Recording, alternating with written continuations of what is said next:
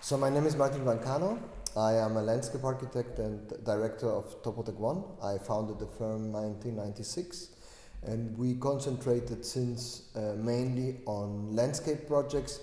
However, we always been kind of interested in, let's say, more the edge of the profession than its core. So we always been looking towards art, towards music, towards architecture, towards urban design. So we've always been interested, let's say, on the edges of the profession in which to work, rather, let's say, than in the core. For me, being more this kind of romantic plant. Since 2 years, actually in September is going to be 2 years, we also are officially doing architecture. We founded a separate firm for the architectural projects. We have a new partner, Dan Budig, who sits in Zurich, with whom we are now also doing the architecture projects. So we understand ourselves, let's say, as a multidisciplinary office, mainly between architecture and landscape architecture. Maybe one thing that I'm, as a person, always been interested in is how to develop ideas out of parallelities or parallel universe, let's say. So if you are just stuck in your profession, whichever that is, you sometimes have only kind of ideas out of your profession, and you never are capable of developing things that go beyond, let's say, the borders of the professionals because of its canon, the ways it's being taught, the ways it's developed traditionally.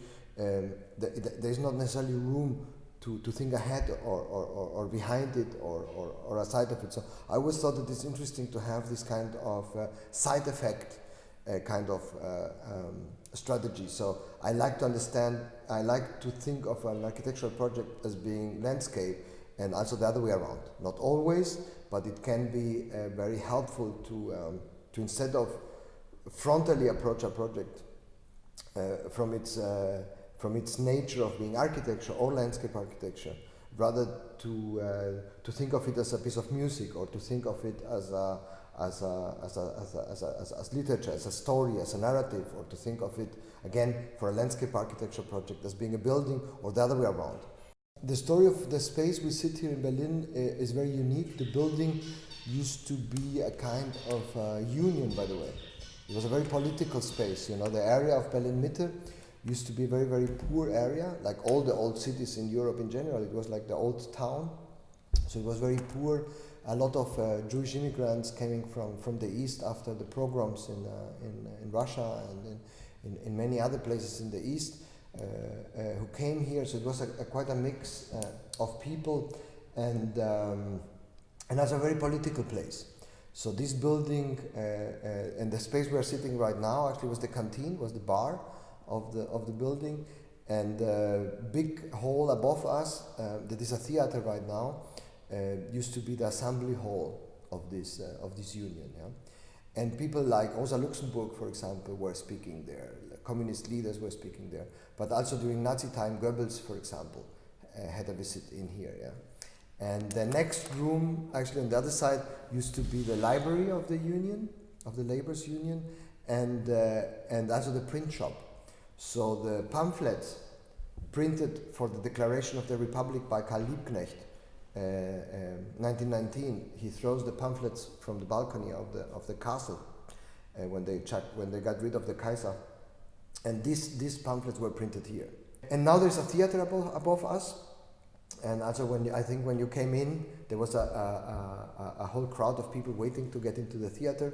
And again, I think it's also something that is relevant in this idea of creating good mixes of uses. That the worst thing for places, for cities, for neighborhoods, but even for buildings, is actually if they have this kind of monofunctional way of working. So how, and in all buildings, because this is not a concept. What happened here is more or less an accident, let's say, because it was a big space. No one else wanted to rent it many years ago.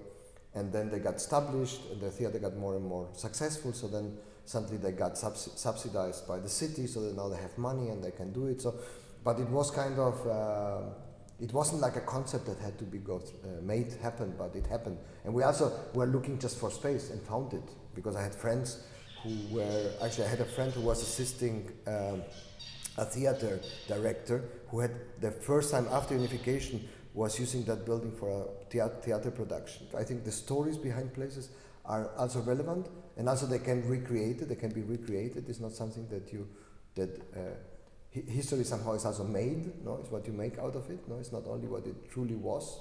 So, and I think we do profit from this kind of encounters, that you see different people, that if you're an architect and you sit in an office or in a place where only architects work, and you only have conversations with architects, and the formation professionnelle becomes such a difficulty for you, because you never, you might be even married to an architect. In the end, you never have the chance actually to think beyond what you are doing. And it might be okay. I mean, I'm not criticizing it. That's absolutely also a personal choice.